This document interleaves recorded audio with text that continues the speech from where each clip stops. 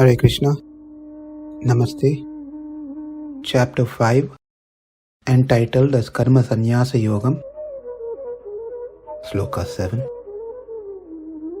Yoga-yukto viśuddhātmā vijitātmā jitendriyaḥ sarva-bhūtātma-bhūtātmā kurvann api na lipyate. Yesterday, we saw 3 questions on this line, sarva-bhūtātma-bhūtātmā. To refresh, number 1, if there are no differences to be seen, then the whole Shastra instructing what to do, what not to do, which are directing towards body, will be useless. The answer is, there will be people who will be interested in those shastras, in maintaining the body. Like how there will be people who will be interested in jnana yoga. Anyways, therefore, the shastras will never become useless. There will be audience to use those sections of Shastra.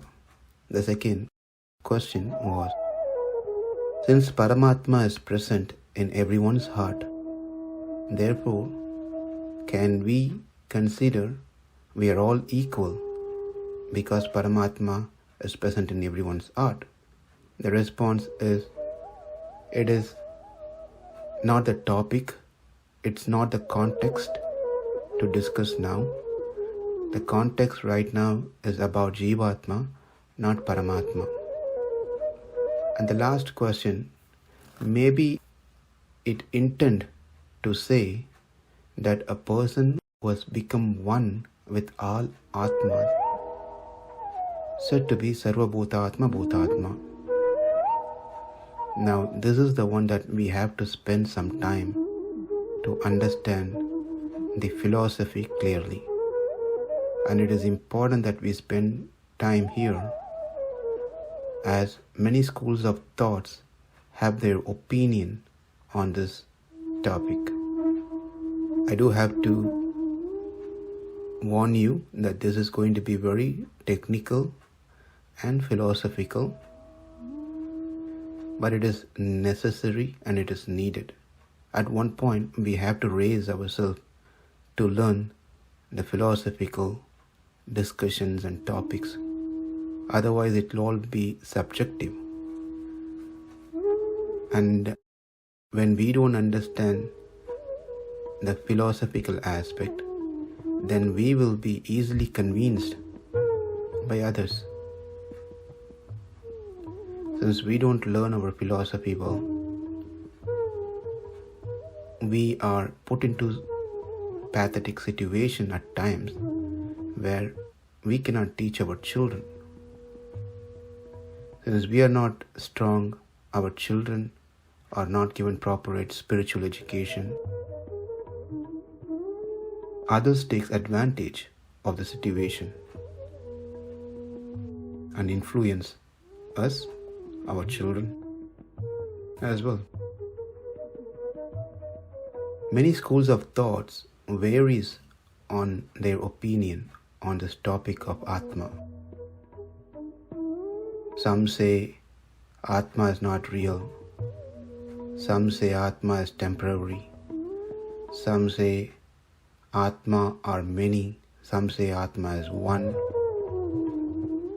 Some say there's nothing called Jivatma and Paramatma. Since there are a lot of opinions around these questions, sometimes the sarva-bhūtātma-bhūtātmā is understood differently by different schools of thought. What we have seen so far is that Atma are many and there are differences between Paramatma and Jivatma. They are not same. Now let's understand this subject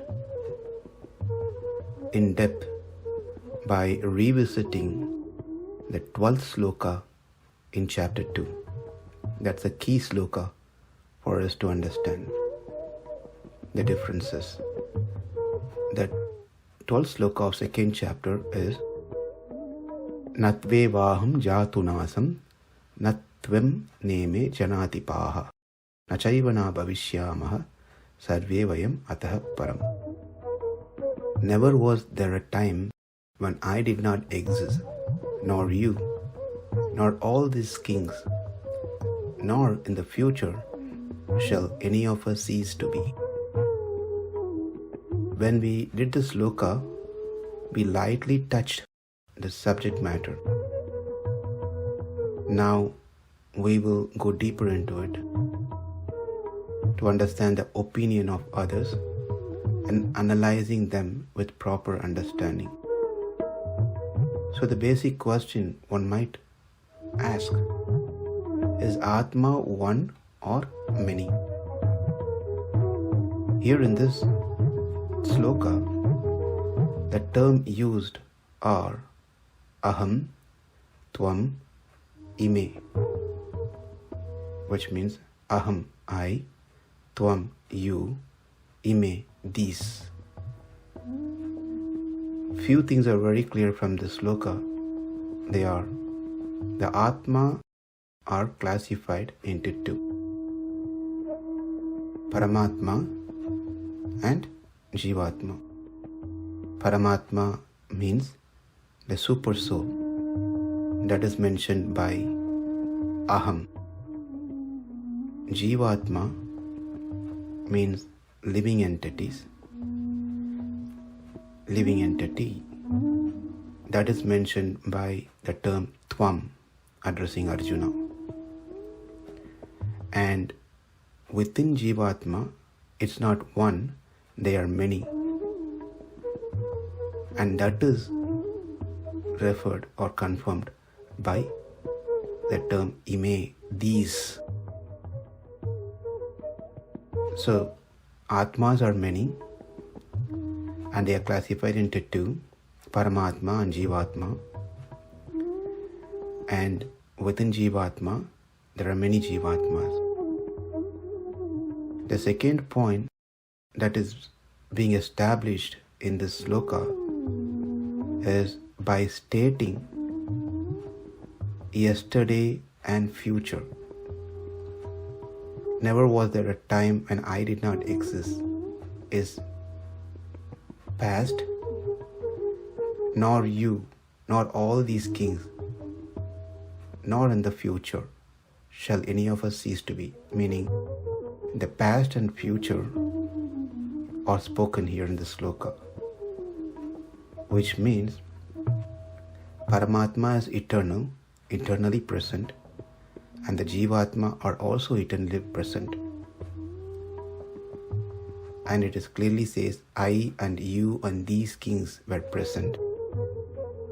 By this, the eternity of individual souls are established. Atmas are eternal. Let's understand a little bit about Advaita philosophy. It is also known as Mayavada. As per the Advaita philosophy, there are no differences between Jivatmas and there is no differences between Jivatma and Paramatma because they are all one. There is no second. Nirvisesha kūtastha chinmatram brahma ekameva tattvam. This is the philosophy, Advaita philosophy. The tattvam, the truth, is one. And that truth doesn't have a form, no qualities. Nirguna Brahman. Dvaitam means many, two or many. Whereas Advaitam means that which doesn't have a second. It's just one. Meaning Brahman is one without a second. There is certainly some truth in this statement. Namaste. Hare Krishna.